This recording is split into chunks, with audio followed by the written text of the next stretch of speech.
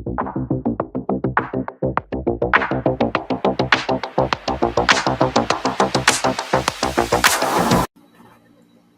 guys, Nick here. Welcome to the Omniverse of Nick, and part 1 to the next Transformers story, Prime exclusive. What if Hardshell survived? Now this is going to be quite the good one, because I overhyped Hardshell a lot more than I thought I did. Anyways, before we get started, be sure to smash the like button and subscribe to the Omniverse of Nick, and check out the About Heaven homepage so you don't miss anything for the Omniverse's future. With all that said, let's begin. So, those not familiar, Hardshell is the Insecticon leader from Transformers Prime that debuted in the middle of Season 2 after the Insecticons became uncontrolled by Arachnid after she was put into stasis. And Hardshell made a brief 2-3 episode appearance as the leader and most fiercest among the Insecticons. And he showcased this by crippling Bulkhead so much that he almost died. And he almost killed Wheeljack as well. But he was killed and shot to death by Miko. And then she would later brag about it and her utilage of Wheeljack's ship and her killing Hardshell to Starscream after Starscream flexed his oh-so-casual cliff jumper. You know, at least Miko only says it once, and it's all she needed to be one of the best characters in the Transformers Prime series. But what if Hardshell actually survived? What if this, the Insecticon leader and one of the fiercest warriors for the Decepticons, what if he survived? That's what we're going to answer today. This will be a multiple part series. Don't worry, I'm not going to one-off this. You guys are going to like this tale a lot. So let's get to it. We cut to Hardshell fighting Wheeljack. I say fighting, it's more or less the first 2 kind of minutes, and then Hardshell just has his way with Wheeljack. But when Miko gets the ship ready to save Wheeljack and hit the button to kill Hardshell, Hardshell basically lifts Wheeljack up and props him forward with his hand, basically in like a choking manner or like the way he was holding him in the original. And he would either have him like that, but as extra precaution, right when Miko pushes the button and the missiles start firing, Hardshell stops from picking Wheeljack up and flings him in the direction of the missiles from the ship, completely eradicating Wheeljack. So Miko, unwillingly, and she just killed Wheeljack accidentally and unwillingly, and this breaks her heart completely. This shatters Miko. That everything she did, this revenge that she was going to get for Bulkhead with Wheeljack, just killed Wheeljack. And because of this, and no Autobot to protect her, Hardshell and the Insecticons apprehend Miko, and they go back to the Nemesis. Ratchet, meanwhile, picks up that Wheeljack's life signal just went offline, and Miko is nowhere in sight, and that cannot be a good sign. And Optimus says, "Let's go. It seems as though this might be a bigger problem than we thought it was, especially for Miko's sake." And they get to the scene of disaster to find Wheeljack by his abandoned, rundown ship, shattered and exploded into fiery bits, ashes, mechanical parts, and pieces. So, funeral is now going to be held for Wheeljack, and now they have another problem in the terms of saving Miko and an Insecticon brutal wrecker killer and leader that is still alive. How will it fare into the Autobots in this timeline?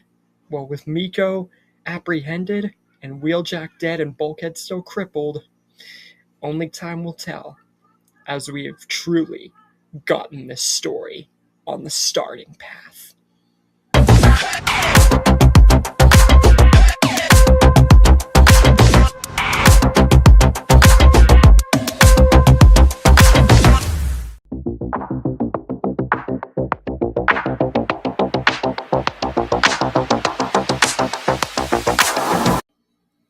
Hey guys, Nick here. Welcome to the Omniverse of Nick and part 2 to the next Transformers Prime story, What If Hardshell Survived?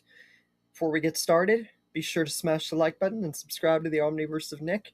Check out the About tab and homepage so you don't miss anything for the Omniverse's future. With all that said, let's begin. We open up where we ended off last time. The funeral of Wheeljack by his abandoned, destroyed ship, no Miko, and Wheeljack in fiery bits, rubble, mechanical parts, and pieces all around him by his ship. RC and everybody else mourn the loss, especially because she knows what it's like to lose a partner, and when Bulkhead wakes up, he is going to be just as angry and heartbroken whenever he finds out. Ratchet says, while that may be true, anger is exactly what got Wheeljack killed in the first place, not knowing that, Miko accidentally and unwillingly did it, but that's besides the point. They don't know that. It's not like they have a sound wave or anything. He says the main important thing is that they find Miko and get her back before Bulkhead wakes up. And Optimus and everybody else agrees. So they head back to the base. Whenever Jack finds out about this and that Miko is held prisoner probably at the Nemesis, he instantly wants to jump into action. But Raphael, he knows that he's got to be here for Raphael, and I think Raphael would put in his sense that it's not their fight. They just lost Wheeljack and almost lost Bulkhead, and Miko's prisoner. They are absolutely no help here. At the Nemesis, Megatron instantly wants to know about what happened. And did Hardshell actually kill Bulkhead or Wheeljack? And then he is very surprised to see what Hardshell and the Insecticons bring to the ship. They bring Miko, who is screaming and yelling profusely to let her off, and just held prisoner by the Cons and the Insecticons. But Hardshell says, while the spark of Bulkhead remains at large, Lord Megatron, you now have the very human who tried to expunge me, and the little pest of the Wreckers, specifically Bulkhead, the one that supposedly managed to live, and I think Soundwave can concur with this. I have made personally sure, because of the humans' ignorance and bliss, that the Autobot named Wheeljack, the Wrecker, is no more. And Soundwave pulls up the feed, and it shows Wheeljack's dead body by his ship. And Megatron is very pleased at this revelation, and as a reward, he demotes Dreadwing from second in command and puts Hardshell as the new second in command. And as an added bonus, Hardshell gets completely redesigned, reworked on, re-engineered, and re-upgraded into a completely brutal and redone monster of an Insecticon. This We're going to call this Warmonger Hardshell. 10, 20 times stronger, faster, darker, and cooler than the original. And that's even added on more into his terrifying bug mode. And Hardshell knows that no Autobot stands a chance against him now. And this definitely puts almost all the other Insecticons and Decepticons on a very big high notice. But to Megatron, it only distantly reminds him of them? No. And the Insecticons are no Predacon. So you'd think Megatron would fear Hardshell, just like he was starting to with the Predacons and like Predaking, but Hardshell's not on that radar. But he is like getting up there, you know, with this upgrade. But this upgrade is the biggest that you're gonna see him, pretty much. And Miko is even more terrified as well. Now, with the Insecticons and Hardshell's humongous upgrade, Hardshell now says what to do with the human now. Should I devour her? Or shall we torture her? Or should I give her to my brethren and have her permanently expunged? Megatron says that while all of those are completely amazing ideas for this new version of his strongest soldier, he has a better idea. Something that will ensure that not only Hardshell and the Insecticons, as well as the rest of his army, will completely annihilate the remaining bots, but something that they can use in the favor of that very prospect and make the thought of the Autobots beating them an afterthought at best. And we will find out exactly what that is next time.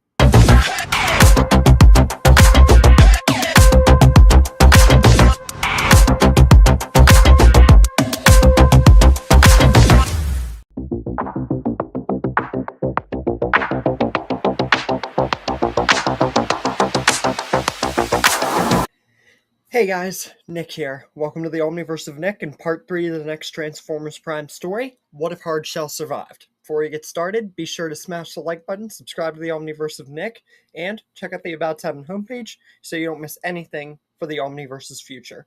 With all that said, let's begin.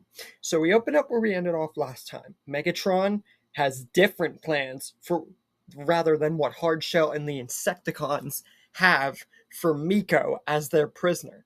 He says that they'll use Miko as a hostage, so any point the Autobots start to get an advantage or try something, they can use Miko as their backup plan, and pretty much their overall plan to secure their already potent victory, especially with Hardshell being better than any second command Megatron ever has. He knows that with this plan in motion, the Decepticons cannot and will not lose. So, tells Soundwave and all the Decepticons, including Hardshell and all his army, to get ready. Because it's now time to set their plan into motion. When Bulkhead finds out about Wheeljack's death, he is infuriated when he wakes. But he is far too weak to do anything about it. And Miko is kidnapped by the Decepticons, so that puts him down even more, that he can't do anything. Optimus says that while he feels Bulkhead's pain, as well as they all do, for being helpless and losing a partner, as well as having one hostage, getting angry is exactly what got Wheeljack killed in the first place. Rage, and it clouded his judgment. So they must keep Bulkhead alive to get Miko, no matter what. And they will avenge Wheeljack, Cliffjumper, Tailgate, all of them. But they have to do it smart. They cannot let any more rash decisions cloud their judgment. Especially with the Decepticons having a brutal warrior in Hardshell. He was able to do this. is already a record killer. Who knows what more that they're going to be seeing of him, especially after what they almost did to Bulkhead and what's now happened to Wheeljack. Again, they don't know how Wheeljack actually died, but it was mainly Hardshell. Meanwhile, Silas wakes, now in Breakdown's body, kills Mech, and gets into the field of wanting to join the Decepticons, and has the power source for Damocles, etc., etc. Megatron has about the same reaction as before, except he's in a better mood because he has Hardshell, and they're on the winning side. So he sees Damocles as just another add-on, or an added bonus. And Silas says, with Damocles and your already potent army, Lord Megatron, you cannot fail. And meanwhile, Fowler, Raphael, and Jack, they go to Raphael's house, just like before, to stop Damocles, except this time, there's no Miko.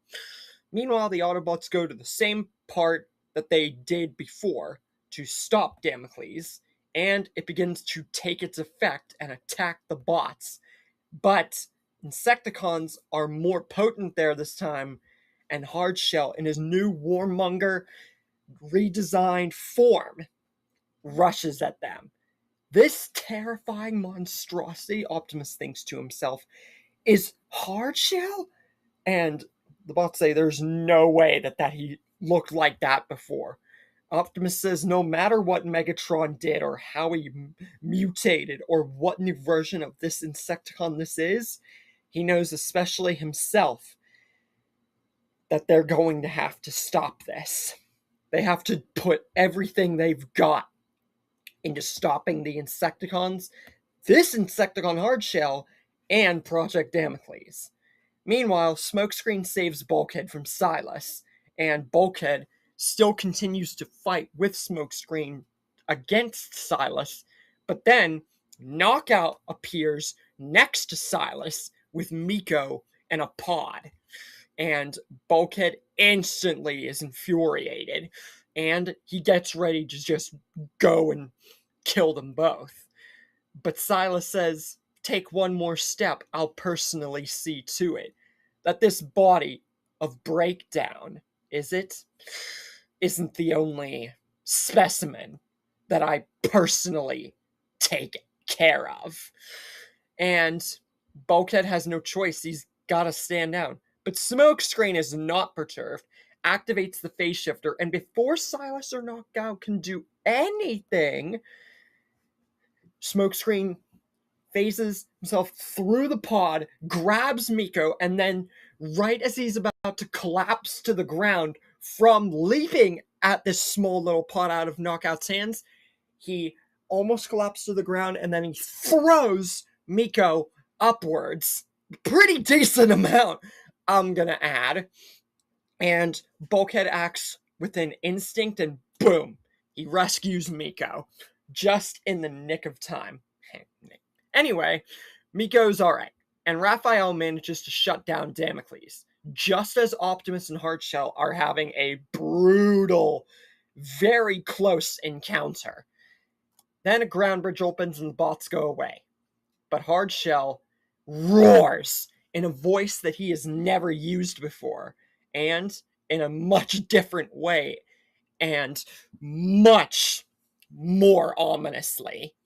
Next time I will bury you, and all your kind, Prime. Ensuring that this new version of Hardshell, they are not done with him any way, shape, or form. With this new version of Hardshell, Miko rescued and Bulkhead okay without Wheeljack, what can they do? Are the bots just prolonging the inevitable with this new version of Hardshell?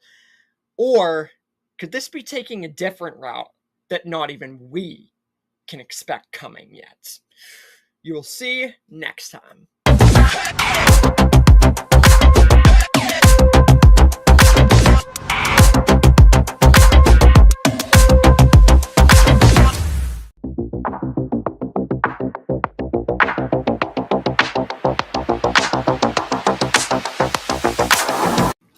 Hey guys, Nick here. Welcome to the Omniverse of Nick and part 4 to the next Transformers Prime story, What If Hardshell Survived? Before I get started, be sure to smash the like button, subscribe to the Omniverse of Nick, and check out the About Tab and homepage so you don't miss anything for the Omniverse's future.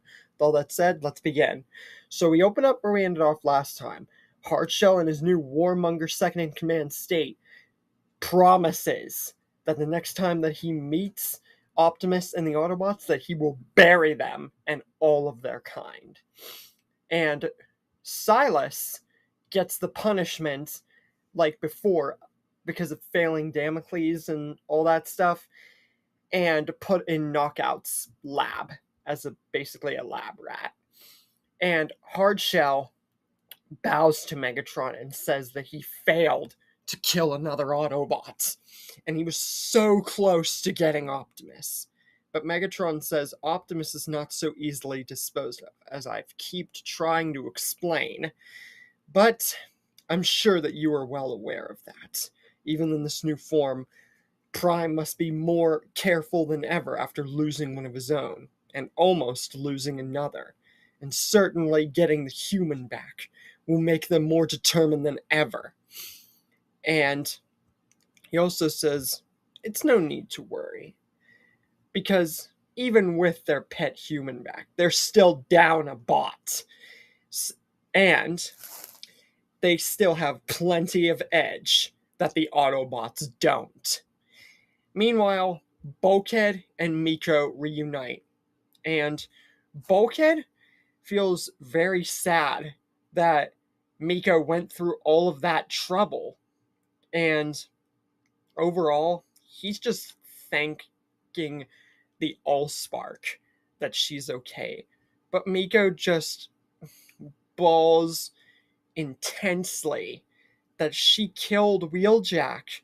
And Bulkhead at first doesn't understand, but when Miko tells him about, like, her going to help Wheeljack instead of going away with the ship, she fired the missiles, and Hardshell threw Wheeljack in the way. But Bulkhead said it's not her fault. Couldn't have known that was going to happen. She was just trying to help. It's not her fault. This is Hardshell that they're talking about here. And now this makes Bulkhead more determined than ever to avenge his friend. But Optimus says, once again, Bulkhead, anger and clouding of judgment's what got Wheeljack killed. We have Miko back. We must not put her or you in danger again. We must find whatever tools and assets possible for the Autobots. Otherwise, Hardshell will be the least of our concerns. We must stay united more than ever if we're going to pull through this. Meanwhile, Starscream has his little endeavor with the Red Energon, and he starts to figure out about Hardshell and the developments with the Decepticons and the Autobots. And he smirks, thinking that, he could use this to his advantage. Meanwhile, the Star Saber is found out about, and this gets the bots and the Decepticons fighting for it. Hardshell tries everything, his new powers, his new weapons, his new everything, to make sure Optimus does not get the Star Saber. But Optimus takes a page out of Smokescreen's book and borrows the phase shifter. But this doesn't stop Hardshell from going into his warmonger Insecticon form and just mercilessly trying to pounce, tear, and claw at Prime. But with the phase shifter, nothing's working. And then Smokescreen cuts in and kicks Hardshell, but it doesn't really hurt him. It just knocks him away. And then Megatron cuts in with 3 fusion cannon wired blasts that are aimed directly to kill. Megatron's not holding a centimeter of anything back. And all 3 blasts go straight through Smokescreen's spark, and it kills him. Optimus uses this to get the Star Saber, and he is infuriated. And within the flick of a few seconds, Knockout is killed, Dreadwing tries to apply to Prime's niceness and says that they teamed once before. We should team again. I will be willing to join your cause. Just don't let your... Just don't end me. Basically, Dreadwing's pleading for his life in a way, while also trying to plead at Optimus's goodness. Because even he knows he can't take Prime like this head on. But Prime thinks about this for a second, clearly hesitating, but before Dreadwing can try to run away or use this against Optimus, Optimus, with just a strong slash with the Star Saber, completely eradicates Dreadwing. Megatron at this point is scared for his life and watches almost all his army die. And even though Megatron tries literally everything, Optimus is way too infuriated, way too mad, and he's not going to let Megatron get away. And he makes sure to kill Megatron. And now Optimus stands alone until Hardshell comes in, and the even fight that they had before, Optimus has way more footing this time. And RC comes in and says, Optimus, we're done. We gotta get out of here. Surely you can understand that the Decepticons are dead. We don't have to do this anymore. Everything is gonna be alright. Optimus thinks about this for a second, and RC's basically telling Optimus not to let the anger of Lost cloud the judgment. Remember? He has always said that to the Autobots, and he's made it more clear in this timeline. So, Optimus relents, and he stops, allowing Hardshell, the remaining Insecticons, and Decepticons to escape. Hardshell declares on the Nemesis to his brethren and the remaining Decepticons, now that Megatron is out of the way, my Insecticon brethren, the Prime will fall at our hands when we awaken our queen and bury his spark with the two bots that we have claimed. Hardshell now acting on his own, ready to get Arachnid back on the fold. And it just goes to show that while the war's been dealt with, a new war is about to begin with Hardshell as the head honcho.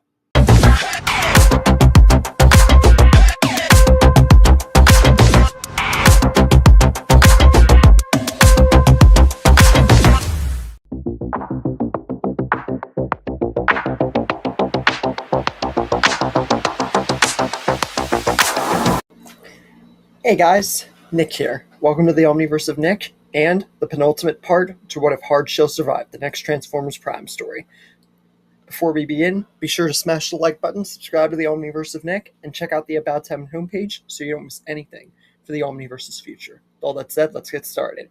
We open up with Megatron's death and Hardshell truly taking the lead, as he says to his Insecticon brethren and any remaining Decepticons, it's time they awaken their queen. By the way, Soundwave died with the rest, along with Knockout, Dreadwing, and pretty much all the remaining Decepticons. So the Nemesis is home to Hardshell and his entire legion.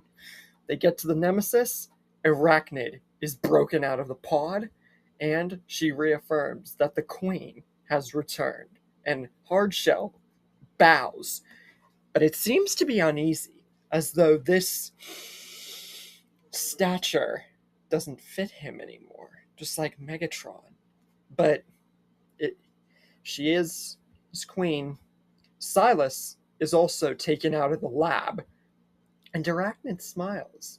Silas, with breakdowns, remains. She never would have expected that from him. But now, she reproposes the once, little team-up that they had, and Silas working for her. Of course, if he agrees. Otherwise, he'll be deemed just as useless as Megatron saw him. Silas says, with nothing else left. and this seeming to work out rather than him being on a lab chair, he agrees to serve as long as it's mutual. Because he was going to bow to Megatron, but he's not bowing to Arachnid. And Hardshell is beginning to have a conflict of interest, but it's very unknown to Arachnid or anybody else.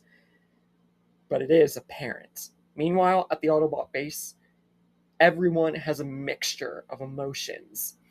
And Optimus says he hopes that everyone is all right, especially after what they have had to deal with.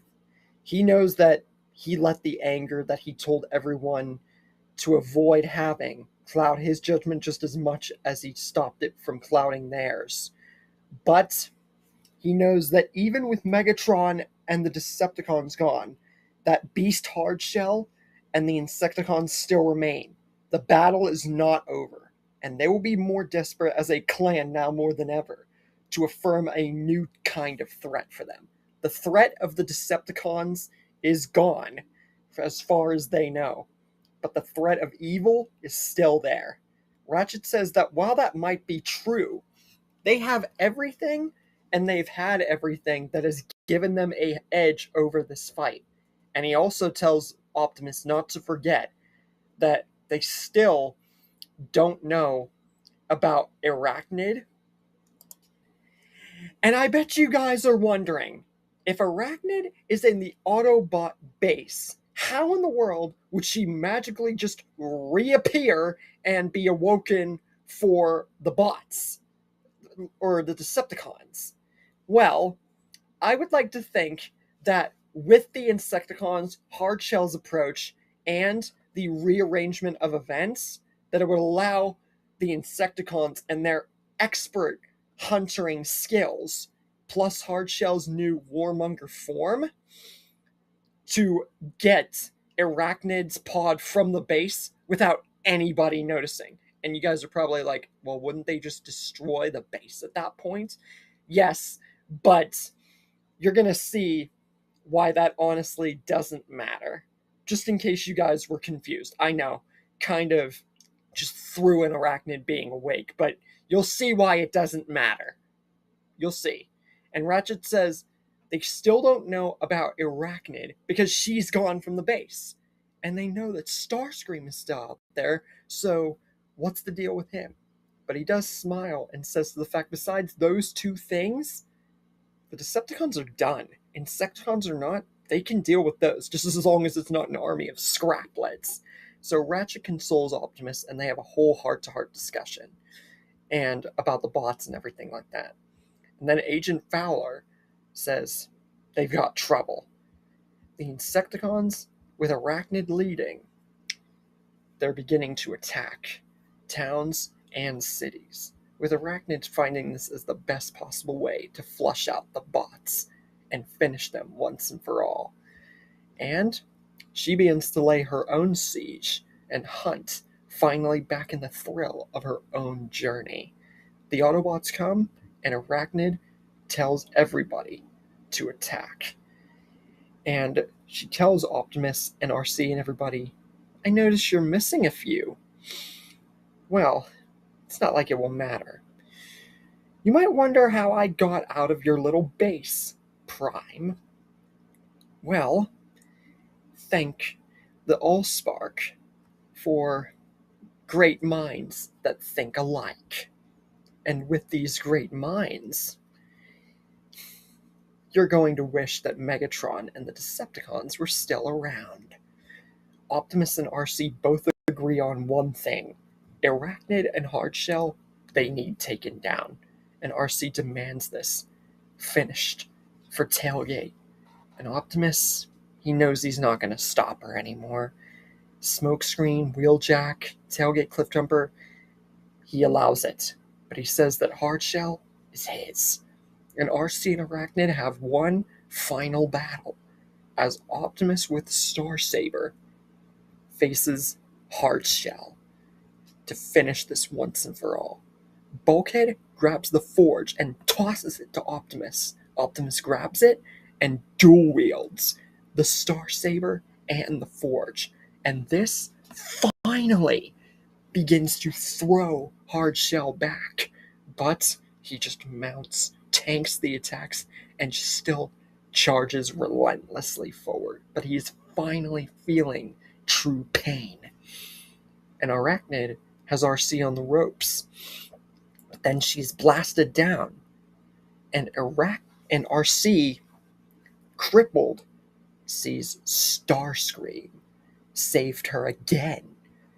And he says, "You once allowed me to live, as did I for you, but unfortunately for you, it's the last good thing you will ever see a Decepticon do.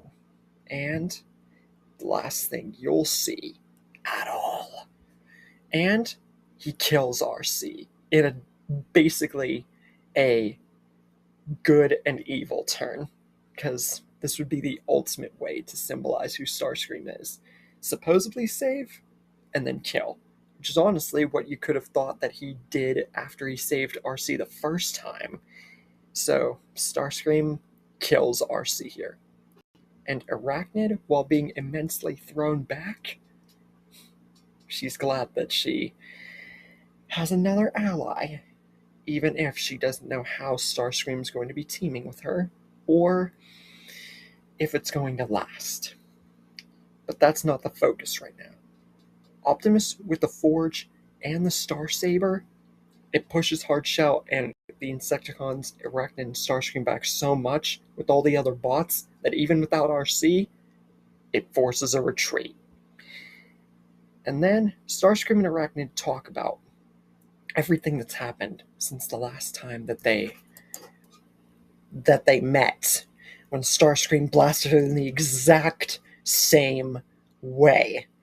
But Starscream reaffirms that he knows everything about what happened with Megatron, and has been keenly looking, listening, and seeing in, and that he's not the threat that they are seeing him to be, or that Arachnid, because he doesn't have a T-Cog, and overall, he just sees this as the perfect opportunity with no longer a Megatron to reaffirm the idea that he once had to Arachnid about taking over, except this time they'll take over their own army, with the Insecticons and Hardshell at their disposal, Hardshell being their best soldier, no Megatron, and the bots with 3 down. This is their true chance to destroy the Autobots, with no Decepticons left to speak of, and find a way to conquer and rule both Earth and Cybertron. And then they look over to their soldiers, Hardshell and Silas, who they ask about all this. And Silas says he no longer has a purpose, with no mech to speak of, seeing as he pretty much ended them, and Megatron and all the Decepticons gone, and them turning him into a pretty much lab rat. He sees this as an opportunity for himself, and reaffirms he will stay with them. And Hardshell, God knows what he's thinking, but he's definitely in his own head, just like Megatron. Meanwhile, Optimus has to spread the word about RC and everything that just happened. Arachnid, Starscream, all of it. And while he says that they have lost yet another Autobot, the battle is close to being won. But they cannot go in the way that they are right now. They need something to truly end this once and for all. And Jack is feeling some sort of way, seeing as he'd lost a partner, and, Miko's sad because she killed Wheeljack, basically, and Smokescreen, the youngest and, pretty much weakest out of the Autobots, he's gone too. They have lost 3 freaking people. Now they are more determined than ever to win this war.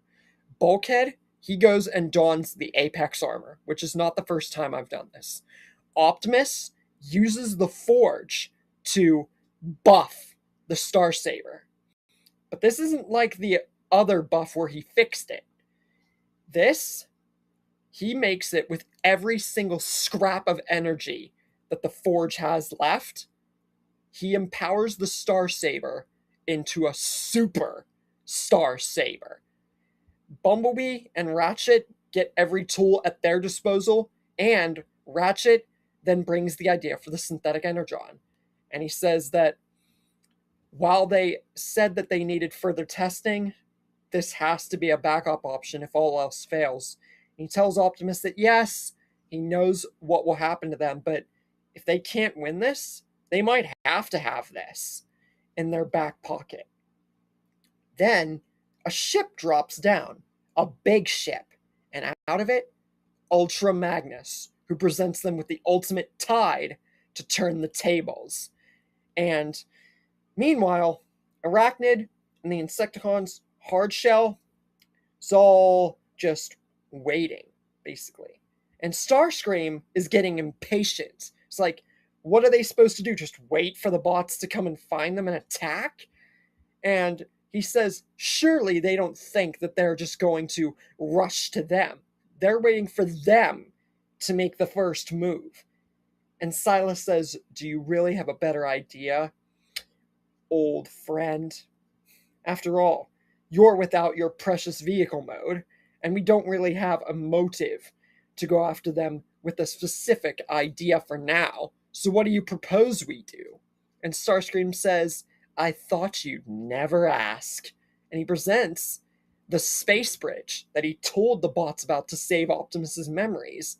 And they can use stuff at Cybertron and find stuff there to make sure that they do make the first move, but they do it in a way that the Autobots, whatever they're preparing to do, they'll never see coming. And they arrive on Cybertron, and the finale next time, it will be the finale that you guys will have never expected how it turns out. Stay tuned.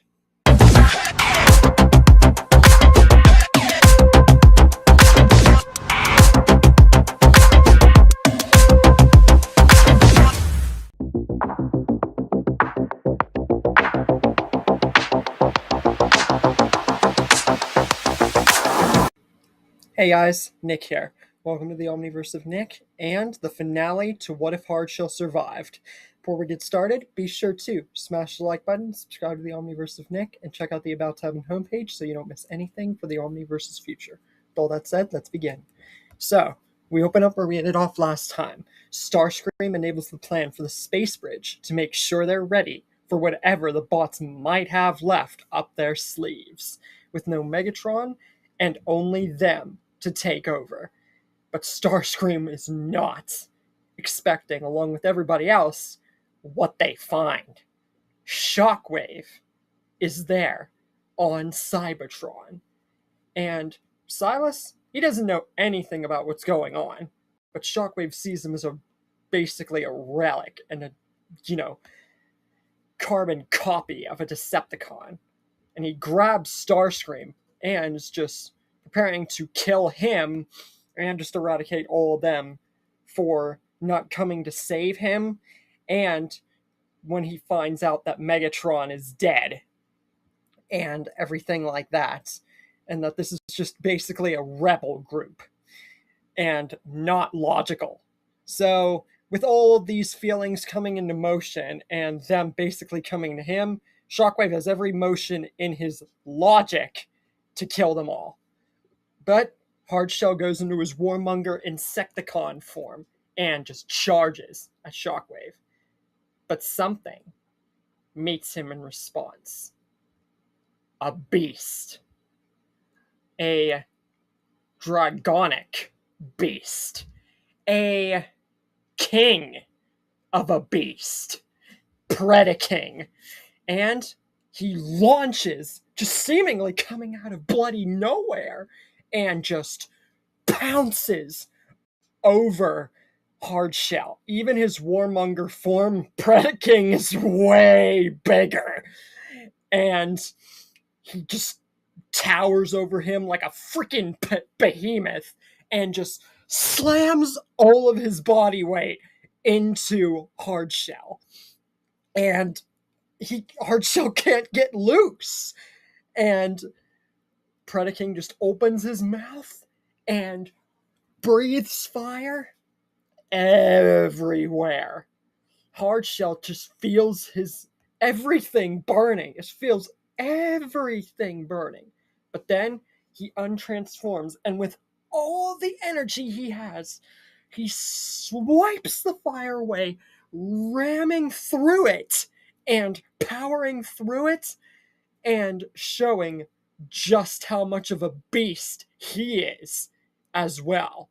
But this was everything that Hardshell had. If this was normal Hardshell, he would have died from the first impact. He's lucky to be alive, but not for long. Predaking goes for the triple tap, and whether it be by his wings, his tail, or his claws, he rips Hardshell to shreds. And he is just sitting there burning in robotic pieces and shreds. Poetic and ironic to how he killed Wheeljack and every other person before him. Arachnid, Starscream, and Silas all use their blasters, their webs, their rockets, their missiles, everything. But Predaking just fights through it, sprouts his wings out, and prepares to shoot fire, and Starscream and Arachnid and Silas are all killed, along with the entire Insecticon Legion. So, now Shockwave and Predaking just basically killed the rest of the Decepticons, and they could stay here on Cybertron, but if the threat is now coming to their world, they're no safer here. And if this Predacon could stop the Autobots when their own master could not, he has full logical, pretty much, faith that Predaking can do what every single being could not. And so they take the gate to Earth.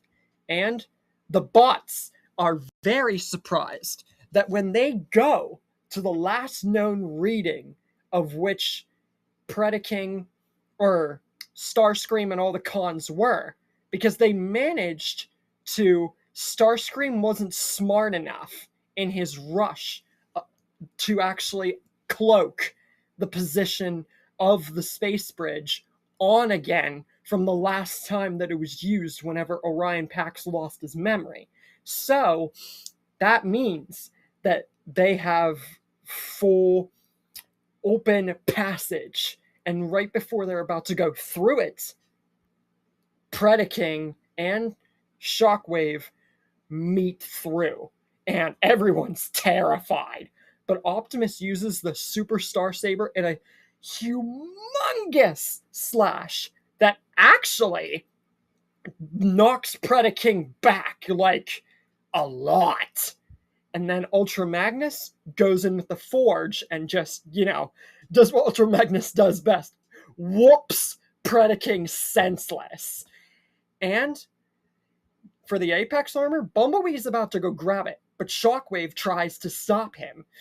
But Optimus and Ultra Magnus, they ain't gonna let that happen. And Predaking is eventually killed with the Super Star Saber, the Apex armor, and the Forge of Solus Prime, before he even gets a chance to transform or learn about himself. And then Shockwave is killed. After that, the Omega Keys are soon enough found out about, but here's the big problem. While yes, the Omega Keys do get found out about, and you could go the whole Forge of Solus Prime and like the Omega Lock and restoring Cybertron and all that, Smokescreen's dead. So that kind of takes out one of the keys. Now there is logical assumption that they could have maybe in his burial maybe found the key, or maybe the key wouldn't have been destroyed. But to me, if Smokescreen was killed before it was, like, known, then I don't think that they would have a true way to restore Cybertron. So, yeah. But, even without the Omega Lock, you can still make the argument that the Forge could rebuild and, like, actually get the Omega Lock, or use the Nemesis, or something like that. Or they would have to just do without restoring their home. But without no Decepticons or anything like that, they do go home, but it's up in the air as to whether or not it would be restored. But one thing that's not up in the air, Megatron's return as Unitron. That's right, I'm actually going into a story for Unicron coming back. I've done this with Dreadwing, but it was at, like, the very end and not, like, a full-fledged story. Cliffjumper was close, but so was Skyquake and Ironhide, but now we're actually getting into something here. Yes, Unicron still takes over and wants a vessel, and Megatron's gonna be it. And we get Unitron and Optimus and Magnus. Whether or not the Omega Lock and the Omega Keys would be a thing, they know that whether or not they can restore their home, they have to be able to generate new lives, so that way they can do as much as possible, even without a way to truly and 110% completely restore it. They have to be able to generate and work harder than they ever have before, now that they don't have the ultimate tool at their disposal.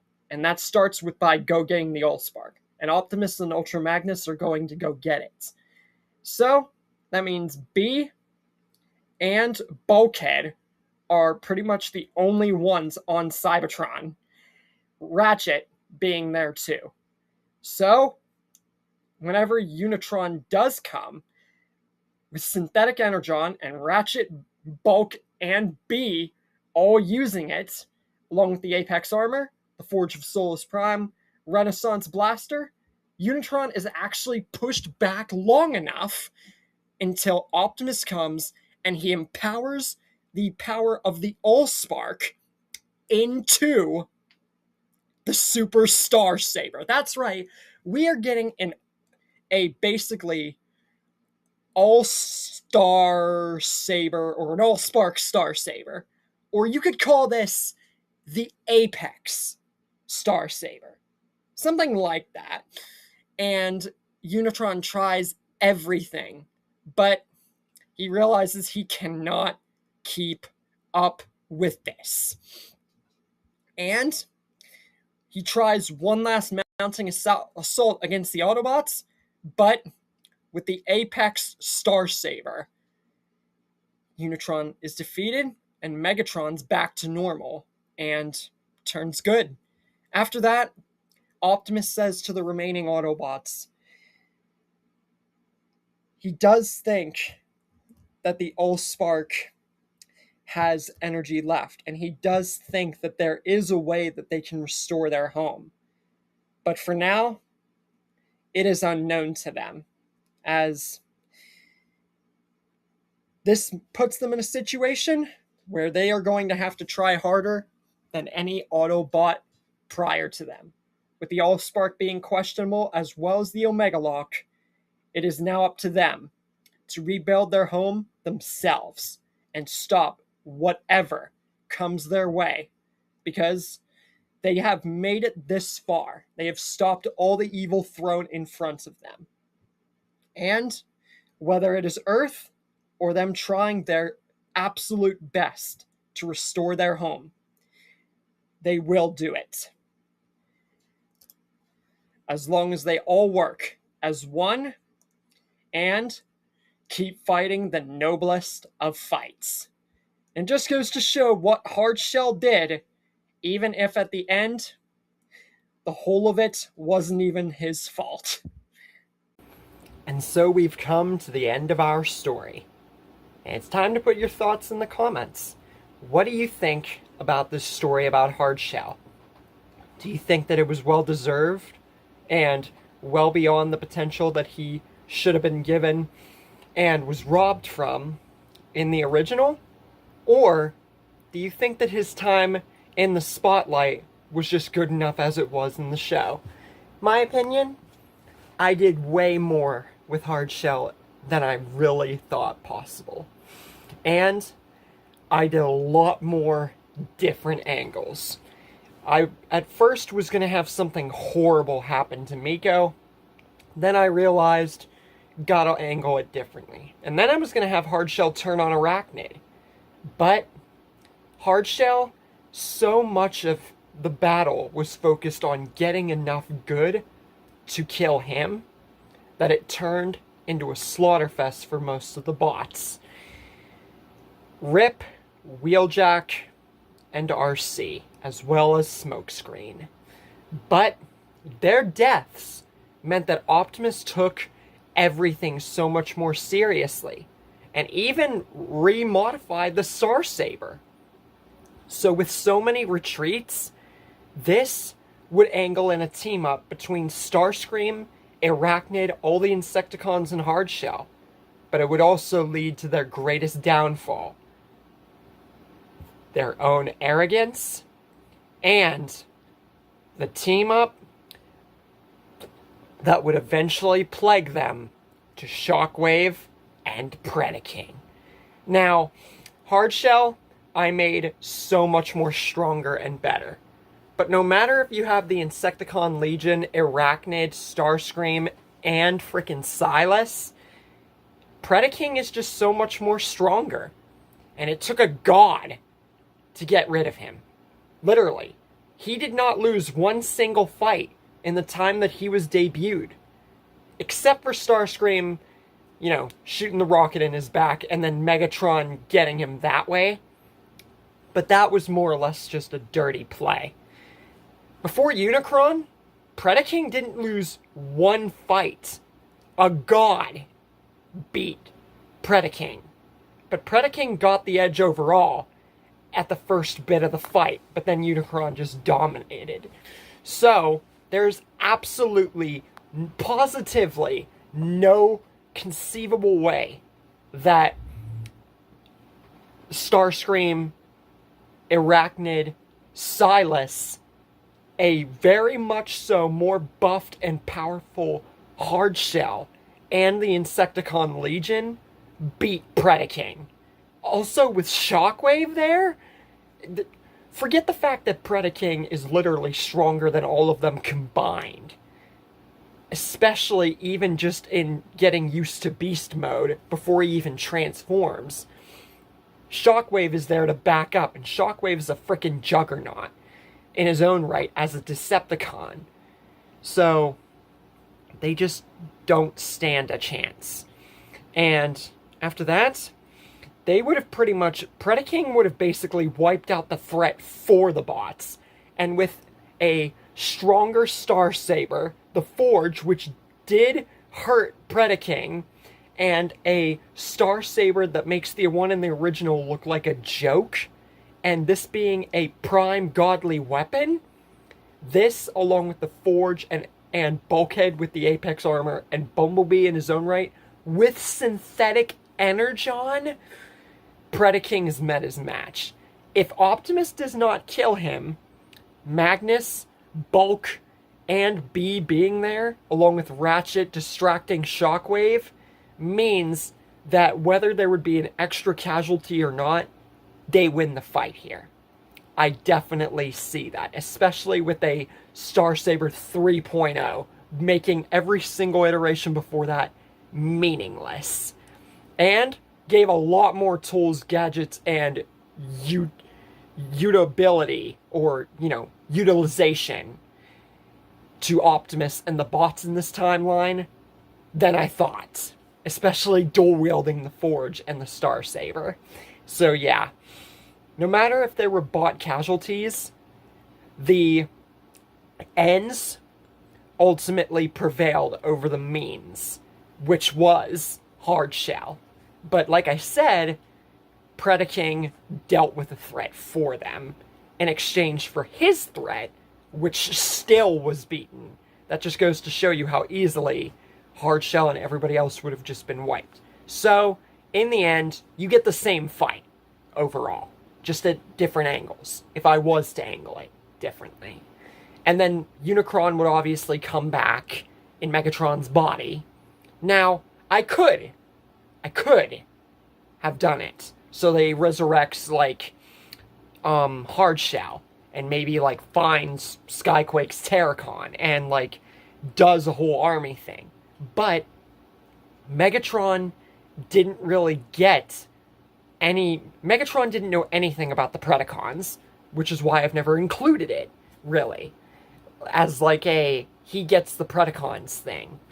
I've never really touched upon it because it hasn't happened. And the Skyquake Terracon thing, that's like for separate stories, especially since I've already done a Skyquake thing. But there just wasn't a room for him to make an army here, because Megatron didn't know that Hardshell was dead, and he didn't know about the Predacons. So, that gives Megatron less to work with whenever he's controlled by Unicron. And the only thing that he would honestly be okay with the fact that Unicron's doing this is to one-up Prime. But with a Star Saber that's stronger than every other weapon, and Synthetic Energon with B and Bulk and Ratchet distracting, I know, I really was nice there and saying that there wouldn't be at least one more casualty. And to throw it in, I'm going to say that maybe Ratchet dies. But that's about it. I really just don't see, especially with the Apex armor and other gadgets like the Renaissance Blaster, they definitely could have utilized those 1,000,000%. And just, even if it didn't actually do much to Unicron in Megatron's body, it would push him. So that way Magnus and Prime would get there in time. And then you still got the Forge around, with all the gadgets, everything, Synthetic Energon, and a Star Saber 3.0, which would back Unicron into enough of a corner, which Optimus wouldn't have to seal the power of the Matrix into the Allsparks container, and then get Unicron that way. They would be able to actually come up with that much more cohesively, because this timeline meant that Prime and every single Autobot that would be left standing had to take everything stronger, smarter, and far more calculated. Which means that all of this angled into a, honestly, you could say happier ending, but also kind of not. You know? It's more or less just a really stale, like, balanced ending. It's not good, but it's also not, like, a bad ending. Because you still got Miko plagued by guilt that she basically killed Wheeljack. You have Jack, who will forever mourn RC. You have Smokescreen, who died. You obviously have Cliffjumper.